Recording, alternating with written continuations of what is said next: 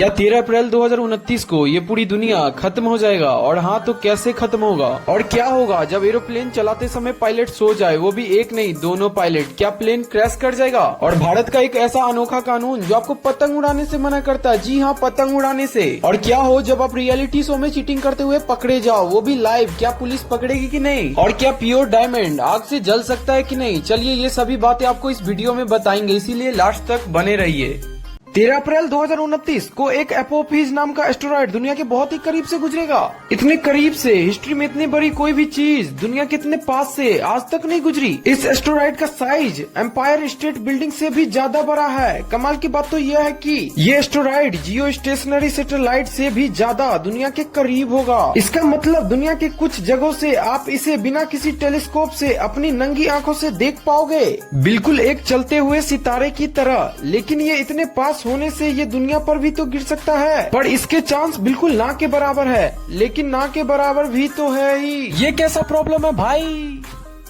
क्या आप जानते हो कि एरोप्लेन उड़ाते हुए पायलट सो जाते हैं? और ये खुद पायलट्स ने बताया। दरअसल हर 100 पायलट्स में से 56 पायलट फ्लाइट के दौरान ही सो जाते हैं। कोई बात नहीं, दूसरा पायलट भी तो होता है। लेकिन 56 में से 29 पायलट्स ने बताया कि जब वो सोकर उठते हैं तो दूसरा पायलट भी सो रहा होता है। तो फिर प्लेन क्रैश की न्यूज इतनी कम क्यों आती है? दरअसल जब दोनों पायलट सो जाते हैं और प्लेन में कोई चुल नहीं करता है तो ऑटो पायलट ऑटोमेटिक ऑन हो जाता है। फिर आधे घंटे तक कोई हरकत न होने पर एक जोरदार अलार्म बजता है, जिससे पायलट उठ जाए। और अगर फिर भी पायलट ना उठे और क्रू मेंबर्स भी कोई रिस्पांस ना दे तो फ्यूल खत्म होने से पहले जल्दी घर पे मैसेज कर दो कि आप कभी नहीं लौटोगे।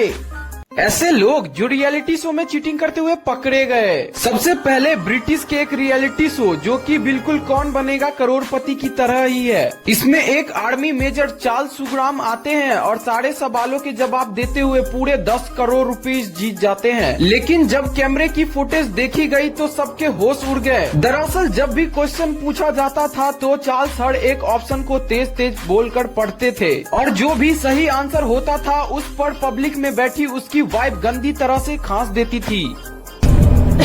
इसके बाद इनसे इसके 10 करोड़ रुपया छीनकर इसको जेल में डाल दिया गया। क्या आपने कभी सोचा है कि अगर एक डायमंड को जलाया जाए तो क्या वो जलकर राख बन जाएगा? वेल, डायमंड को जलाना इतना आसान भी नहीं है, क्योंकि इसके लिए सबसे पहले डायमंड की जरूरत पड़ेगी और हिम्मत की भी। फिर जैसे ही प्योर ऑक्सीजन में रखकर हीरे को जलाओगे तो ऑलमोस्ट 800 डिग्री सेल्सियस पर पहुंचते ही डायमंड की सुलगना शुरू हो जाएगी और वो लाल हो जाएगा। जैसे जैसे टेम्परेचर बढ़ेगा वो जलना स्टार्ट हो जाएगा नीला आग में, वो भी बिना किसी दिक्कत के। धीरे धीरे साइज छोटा हो जाएगा और एंड में एक तेज चमकदार आग निकलेगी और हीरा वहीं पे भस्म। उसकी राख भी नहीं बचेगी, CO2 बन के उड़ जाएगा अगर प्योर व्हाइट डायमंड हुआ तो।